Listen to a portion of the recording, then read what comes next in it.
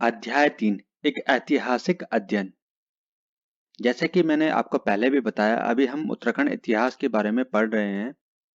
हम उत्तराखंड के इतिहास को 3 पार्ट में पढ़ेंगे: प्रागैतिहासिक काल, आद्य ऐतिहासिक काल और ऐतिहासिक काल, जिसमें से प्रागैतिहासिक काल हम पढ़ चुके हैं। आद्य ऐतिहासिक काल। आद्य ऐतिहासिक काल उस काल को कहा जाता है जिसमें पुरातात्विक साक्ष्य तो मिले, साथ ही लिखित साक्ष्य भी मिले, लेकिन लिखित साक्ष्यों को पढ़ा नहीं जा सका। राज्य के आद्य इतिहास के प्रमुख स्रोत विभिन्न धार्मिक ग्रंथ हैं। इसी कारण इस काल को पौराणिक काल भी कहा जाता है। इस युग में लोगों को लौह ताम्र धातुओं, कृषि, पशुपालन तथा ग्रामीण नगरीय सभ्यता से परिचित होने के साक्ष्य मिलते हैं, जैसे हैदराबाद से प्राप्त ताम्र संचय, मलारी तथा रामगंगा घाटी से महापाषाणीय समाधान।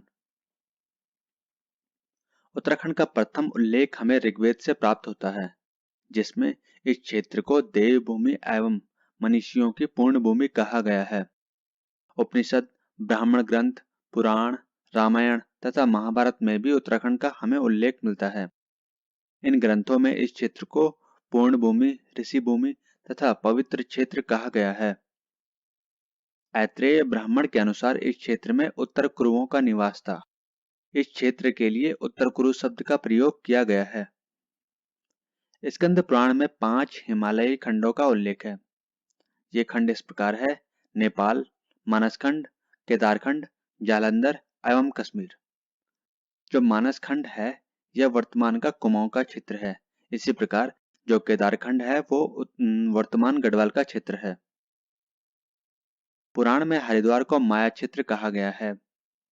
माया क्षेत्र यानी हरिद्वार से हिमालय तक के विस्तृत क्षेत्र को केदारखंड कहा गया है तथा नंदा देवी पर्वत से कालागिरी तक के क्षेत्र को मानसखंड कहा गया है।